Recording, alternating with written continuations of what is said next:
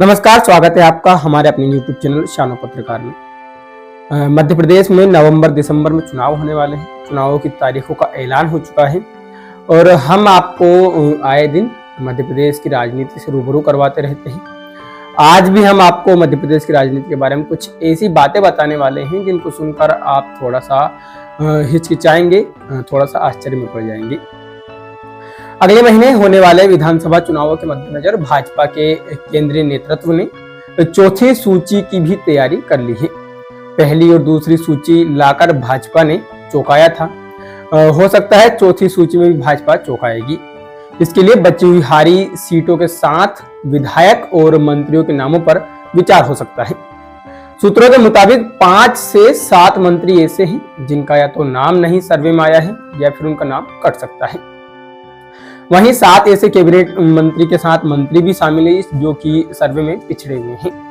इसमें केंद्रीय मंत्री ज्योतिरादित्य सिंधिया खेमे के भी 2 से 3 मंत्री शामिल हैं। इन मंत्रियों का टिकट कट सकता है या मिल सकता है, ये तो पार्टी का शीर्ष नेतृत्व तय करेगा। लेकिन अभी जो सर्वे में आंकड़े सामने आए हैं उन आंकड़ों से शीर्ष नेतृत्व में थोड़ा सा इनको लेकर नाराजगी है और इनको टिकट देने को लेकर अभी संशय भी है। वहीं दिल्ली से हरी झंडे के बाद इनके टिकट कटना तय होंगे। सर्वे में पिछड़े मंत्रियों में ओपीएस भदौरिया, सुरेश धाकड़, राम खिलवन पटेल और भारत सिंह कुशवाहा का नाम हमको यहाँ पर देखने को मिल रहा है। मंत्री गौरीशंकर बिसेन और बिसाहुलाल सिंह सर्वे में आगे हैं। वहीं गौरीशंकर बिसेन के मामले में उन्हें या उनकी बेटी को टिकट मिल सकता है, क्योंकि गौरीशंकर बिसेन पिछले कई दिनों से उनकी बेटी को टिकट देने की मांग कर रहे हैं। अगर उनकी बेटी को टिकट ना मिलता है तो वो उनके लिए टिकट की मांग कर रहे हैं। वहीं सर्वे में अनूपपुर से विधायक और मंत्री बिसाहुलाल सिंह का नाम आगे है। गोंड आदिवासियों में उनकी पकड़ का जिक्र सर्वे में सामने आया है। इसके साथ ही आदिवासी विधायक व मंत्री प्रेम सिंह पटेल को लेकर भी स्थिति थोड़ी सी डगमगा सी यहाँ पर देखने को मिल रही है। माना जा रहा है कि इन दोनों आदिवासी नेताओं के टिकट की अड़चन खत्म हो गई है।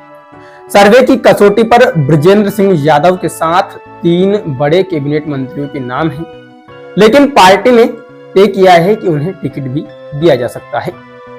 इन मंत्रियों का सर्वे में थोड़ा सा नाम अच्छा है, सर्वे में इनकी थोड़ी सी पोजीशन अच्छी है, इसलिए शीर्ष नेतृत्व इनको लेकर विचार कर रहा है। सर्वे में मंत्री अरविंद सिंह भदौरिया भी पिछड़े हुए नजर आ रहे हैं, लेकिन उनको लेकर शीर्ष नेतृत्व थोड़ा सा वहां पर विचार कर रहा है और उनको टिकट भी दिया जा सकता है। वैसे तो मध्य प्रदेश के कई ऐसे मंत्री हैं जो कि इस सर्वे में इधर उधर भगते नजर आ रहे हैं, क्योंकि जब से वो सरकार में आए तब से उन्होंने काम के नाम पर कुछ नहीं किया। जनता कहती है कि वो सिर्फ वोट मांगने के लिए क्षेत्र में आए। कई मंत्री तो ऐसे भी जिन्हें सालों हो गए हैं, उन्होंने क्षेत्र में मुंह तक नहीं दिखाया।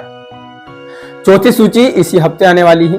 भाजपा की पहली, दूसरी सूची और तीसरी सूची ने थोड़ा सा वहां पर हलचल पैदा की थी, लेकिन इस बार भी चौथी सूची में ऐसे कई नाम शामिल हो सकते हैं जो कि लोगों को चौंका सकते हैं।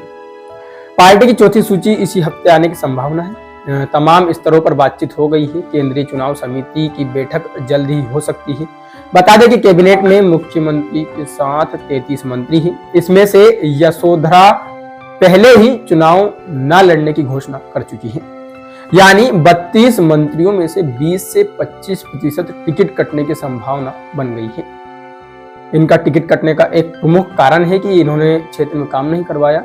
दूसरा, इन्होंने क्षेत्र में मुड़कर नहीं देखा और जनता में इनको लेकर नाराजगी है। केंद्रीय मंत्री ज्योतिरादित्य सिंधिया के लिए गुना शिवपुरी संसदीय सीट खाली करने को लेकर भी दिक्कतों का सामना इस बार करना पड़ेगा। शीर्ष नेतृत्व के सामने एक बड़ी दिक्कत होगी, क्योंकि केपी यादव वो सीट छोड़ने को तैयार नहीं है। उसका कारण इनके बीच अंदरूनी कलह बताया जा रहा है। कारण है कि 2019 में कुछ ऐसी चीजें हुई थी जिसके कारण सिंधिया में और केपी यादव में ठन गई थी, और उसकी वजह यह हुई थी कि अब केपी यादव थोड़ा सा सिंधिया से नाराज चल रहे हैं और सीट खाली करने को लेकर ऐसे ही नानुकर उनके बीच हमको देखने को मिल सकती है। इस सीट से सांसद केपी यादव ने विधानसभा चुनाव लड़ने से मना कर दिया है। प्रदेश संगठन ने यादव से कहा कि वह शिवपुरी जिले की किसी सीट या अशोकनगर की मुंगावली से चुनाव लड़ ले। यादव इसके लिए तैयार नहीं हो रहे हैं। अब एक बार आला कमान यादव से बात करेगा। भाजपा सूत्रों का कहना है कि यादव के विधानसभा चुनाव न लड़ने की वजह सिंधिया और यादव के बीच थोड़े से मतभेद हैं और उनकी संभावना भी कम है। केपी यादव अपनी सीट छोड़ने को तैयार नहीं है। वहीं पार्टी का शीर्ष नेतृत्व हो सकता है कि सिंधिया को अगर टिकट देता है तो वहां पर केपी यादव को अपनी सीट छोड़नी पड़ेगी। लेकिन केपी यादव के जो मंसूबे और जो आसार वहां पर दिखाई दे रहे हैं वो शीर्ष नेतृत्व को लेकर भी थोड़ा से वहां पर नाराज है कि अगर शीर्ष नेतृत्व उनको कहता है कि सीट छोड़ो तो वो सीट छोड़ने को तैयार नहीं होंगे। कारण क्या था मैंने अभी बताया। तो 2019 का चुनाव उस समय आड़े आया था। केपी यादव 2018 में से पहले यानी कि 2018 से पहले वो सिंधिया के प्रतिनिधि थे। तब यादव ने मुंगावली से टिकट मांगा था। सिंधिया ने यादव को टिकट न दिलवाकर बृजेंद्र सिंह यादव को टिकट दिलवा दिया था। इससे नाराज यादव बीजेपी में शामिल हो गए थे और 2019 में भाजपा के टिकट पर सिंधिया को लोकसभा चुनाव में उन्होंने हरा दिया था। ये सिंधिया की एक बड़ी हार वहां पर हमको देखने को मिली थी, जिसको लेकर कांग्रेस बार बार दोहराती भी रहती है, सिंधिया को लेकर बार बार कहती भी रहती है कि सिंधिया अगर इतने ही बड़े नेता हैं, उन्होंने कांग्रेस को अगर 18 में जिताया भी है तो वो अपनी ही सीट क्यों हार गए।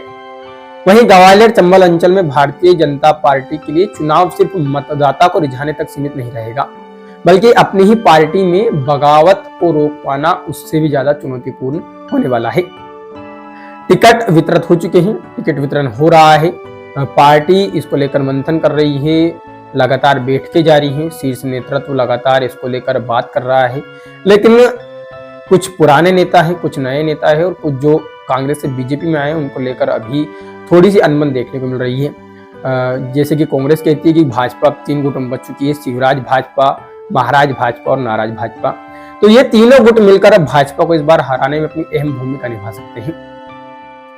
वहीं मैं बता दूं कि दावेदार जो हैं वो दूसरी पार्टी के नेताओं से संबंध स्थापित करना शुरू कर चुके हैं, क्योंकि उनको लगता है कि उनकी जैसे ही टिकट कटेगा वो दूसरी पार्टी से टिकट मांग लेंगे।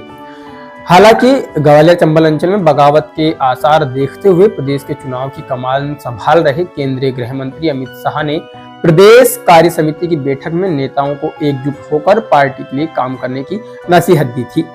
भाजपा के ग्वालियर चंबल संभाग के प्रभारी की विजय दुबे ने कहा कि भाजपा नेतृत्व ने सभी विधानसभा सीटों के लिए योग्य प्रत्याशियों की चयन कर लिया है। इसके बाद भी यदि कुछ लोगों में नाराजगी दिखाई देती है तो पार्टी के वरिष्ठ नेता ऐसे लोगों से बातचीत करेंगे। लेकिन मामला यहाँ उलझ रहा है कि बातचीत करेंगे तो किससे करेंगे। कोई एक व्यक्ति यहाँ पर नाराज नहीं है। अगर उन लोगों को टिकट नहीं मिलता है तो वो निर्दलीय फॉर्म भरेंगे, निर्दलीय अगर नहीं लड़ेंगे तो बसपा से, आम आदमी पार्टी से, किसी भी पार्टी से चुनाव लड़ने के लिए तैयार रहे हैं। ये साफ लोगों ने कह दिया है। अब भाजपा की इन चीजों से मुश्किलें जो बहुत ज्यादा बढ़ने वाली है। अब इन मुश्किलों का समाधान कैसे क्या निकलेगा ये तो भाजपा का शीर्ष नेतृत्व तय करेगा। लेकिन इस बार जो स्थिति भाजपा के प्रदेश में देखने को मिल रही है उसको लेकर बड़ा चिंता का विषय मोदी जी और अमित शाह को हो रहा है, क्योंकि जो आरएसएस का सर्वे है उसमें भी पार्टी अपनी सीटें गंवाती नजर आ रही है और कांग्रेस की सरकार बनती दिख रही है। एबीपी न्यूज के सर्वे में सामने आया था कि इस बार कांग्रेस अच्छी खासी बढ़त के साथ प्रदेश में आने वाली है। अब बगावत के जो सुर तेज हो रहे हैं उनको कैसे क्या बंद करेंगे, उनको कैसे क्या शांत करेंगे, क्या दिलासा दिया जाएगा, क्या अगले चुनाव के लिए उनको कहा जाएगा, ये सब पार्टी के शीर्ष नेतृत्व पर निर्भर करेगा। लेकिन अभी स्थिति थोड़ा सा असमंजस में है। पार्टी का शीर्ष नेतृत्व इसको लेकर डैमेज कंट्रोल में लगा है, लेकिन एंटी इनकम्बेंसी एक ऐसी चीज भाजपा में बन गई है जो कि बहुत सारी दिक्कतों का यहाँ पर एक पहाड़ खड़ा कर रही है। अब देखना होगा कि पार्टी कैसे क्या इस चीज से निपटती है और क्या कुछ समाधान इन चीजों का निकलता है। वहीं ग्वालियर चंबल में कुछ ऐसी सीटें हैं जिन पर अगर दावेदार को टिकट नहीं मिलता है तो वहां पर बगावत के आसार तेज हो जाएंगे, यानी कि बगावत तय है। भाजपा में से कई कैंडिडेट है जो कि बगावत के सुर तेज कर रहे हैं। अगर उनको टिकट नहीं मिलता है तो वह या तो किसी और पार्टी का दामन थामेंगे या निर्दलीय खड़े होंगे, जो कि पार्टी के वोट काटने में एक अहम रोल अदा कर सकता है। अगर मैं बात करूं भिंड सीट से मौजूदा विधायक की तो संजीव कुशवाहा भाजपा से टिकट मिलने की उम्मीद लगाए बैठे हैं। वहीं पूर्व विधायक नरेंद्र सिंह कुशवाहा भी इसके लिए प्रबल दावेदार हैं। ऐसे में जिसको भी टिकट मिला तो दूसरा बसपा, सपा या आप से चुनाव लड़ने के तैयार में है। वहीं मुरैना से पार्टी ने रघुराज कंसाना को प्रत्याशी बनाकर फिर भरोसा जताया है इस सीट से पूर्व मंत्री रुस्तम सिंह अपने बेटे को टिकट दिलाने को लेकर पूरी ताकत से लगे हुए थे, लेकिन समीकरण कुछ ऐसे बने कि रघुराज सिंह कंसाना को यहाँ से टिकट देना पड़ा और अब समीकरण ऐसे बन रहे हैं कि पूरा गणित गड़बड़ा गया है। गणित गड़बड़ाया गया तो उसकी वजह से अब यहाँ पर बगावत के सुर तेज हो गए। अगला नाम आता है ग्वालियर दक्षिण का।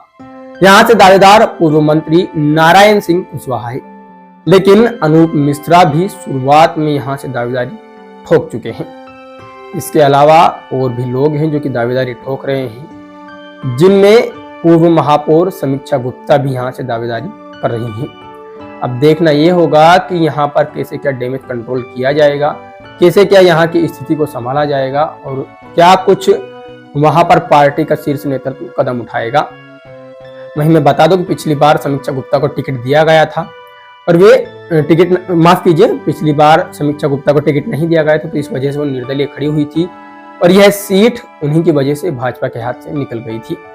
अब समीक्षा गुप्ता क्या स्टैंड लेंगी, उनको टिकट नहीं मिलता तो वो क्या करेंगी, ये बात देखना होगा, दिलचस्प रहेगी, क्योंकि यहाँ पर लड़ाई अगर समीक्षा गुप्ता यहाँ पर एक बार फिर से बगावत करती है तो कांग्रेस को यहाँ पर फिर से फायदा मिलेगा। बात करते हैं करेरा से। करेरा से पार्टी ने रमेश खटीक को टिकट दिया है, यानी कि प्रत्याशी घोषित किया है। पूर्व विधायक जसवंत जाटव की दावेदारी करने के कारण अब बसपा और सपा के नेता उनसे संपर्क में हैं। यानी भाजपा ने करेरा से जसवंत जाटव का टिकट काट कर रमेश खटीक को टिकट दिया है और अब ये कितना क्या असर करेगा, पार्टी के वोट बैंक पर कितना क्या असर डालेगा, ये एक बड़ा यहाँ पर पोजीशन लेना होगा जसवंत सिंह का। देखना क्या कुछ वो स्टैंड अपना लेते हैं। मैं बता दूं जसवंत जाटव की बिरादरी के लोग का यहाँ जो वोट बैंक है वो बहुत ज्यादा है, तो इस वजह से वो भाजपा को तगड़ा झटका यहाँ पर दे सकते हैं। अगर निर्दलीय किसी पार्टी से खड़े होते हैं तो यहाँ पर भाजपा को बहुत ही नुकसान का सामना करना पड़ेगा। ऐसे में इनकी बगावत पार्टी में नुकसान को बहुत ज्यादा बढ़ा देगी। पार्टी की स्थिति वैसे भी प्रदेश में खराब ही चल रही है, लेकिन अगर अब ज्यादा स्थिति बिगड़ती है तो पार्टी की हालत और बद से बदतर हो जाएगी। आखिरी नाम मैं बताता हूं चांचोड़ा का। चांचोड़ा से ममता मीना को टिकट दिया गया, टिकट काटकर पार्टी ने प्रियंका मीना को टिकट दिया गया है। यानी कि ममता मीना और प्रियंका मीना दोनों एक ही जाति की, लेकिन इस बार पार्टी ने ममता मीना का टिकट काटा है और उनकी जगह प्रियंका मीना को प्रत्याशी बनाया है। वहीं अब नाराज ममता नया ठिकाना ढूंढ रही है और उनका नया ठिकाना क्या होगा, वे निर्दलीय होंगी, किसी पार्टी से प्रत्याशी होंगी, ये देखना होगा। लेकिन इस सबके बीच डैमेज कंट्रोल कैसे होगा, ये देखना बड़ी बात होगी। ऐसी और भी वीडियोस के लिए, मध्य प्रदेश की राजनीति को जानने के लिए बने रहिए हमारे साथ। नमस्कार। अगला नंबर आता है मेहगांव का, जहां से मंत्री ओपीएस भदौरिया विधायक हैं। पार्टी के सर्वे में उनकी रिपोर्ट अच्छी नहीं आई। पूर्व विधायक राकेश शुक्ला यहां से दावेदारी कर रहे हैं। प्रदेश उपाध्यक्ष मुकेश चौधरी का भी यहां पर नाम चर्चा में है। टिकट घोषित होते ही दूसरे दावेदार अपना काम यहां पर शुरू कर देंगे। काम से मतलब कि वो या तो किसी और पार्टी में जाने के लिए तैयार रहेंगे या निर्दलीय खड़े हो सकते हैं, जो कि पार्टी के लिए एक बड़ा सिरदर्द साबित हो सकता है। अब इसके लिए पार्टी का शीर्ष नेतृत्व किस तरह से भिंड चंबल अंचल से निपटेगा, क्या कुछ समझौता करेगा, क्या कुछ दिलासा दिया जाएगा, ये एक बड़ा सवाल है। वहीं तीसरे नंबर पर आते हैं हम गोहद पर। उपचुनाव में हारे सिंधिया समर्थक रणवीर जाटव का यहां पर टिकट काटकर 2 बार से विधायक रह चुके अजजा मोर्चा के राष्ट्रीय अध्यक्ष लाल सिंह आर्य को प्रत्याशी बनाया गया है। इसके साथ ही रणवीर ने नए ठिकाने ढूंढना भी शुरू कर दिए हैं, यानी कि बगावत के सुर तेज हो गए हैं और बगावत होना तय भी है। बसपा नेता भी उनसे संपर्क में लगे हुए हैं और वो भी अन्य पार्टियों से संपर्क में हैं। अब देखना यह होगा कि रणवीर जाटव का किधर तरफ का पलड़ा भारी होगा, वो किधर साइड जाएंगे, ये एक बड़ा सवाल रहेगा। चंबल अंचल की जब बात करूं तो यहाँ पर एक बहुत बड़ा संकट जो रहता है वो दल बदल का रहता है। अगर इधर से टिकट नहीं मिलता तो नेता इधर से टिकट ले लेते हैं और जब टिकट लेते हैं तो दिक्कतों का बहुत सारा यहाँ पर सामना करना पड़ता है, क्योंकि जिस पार्टी से वो बगावत करते हैं उसी पार्टी के टिकट वो काटते हैं।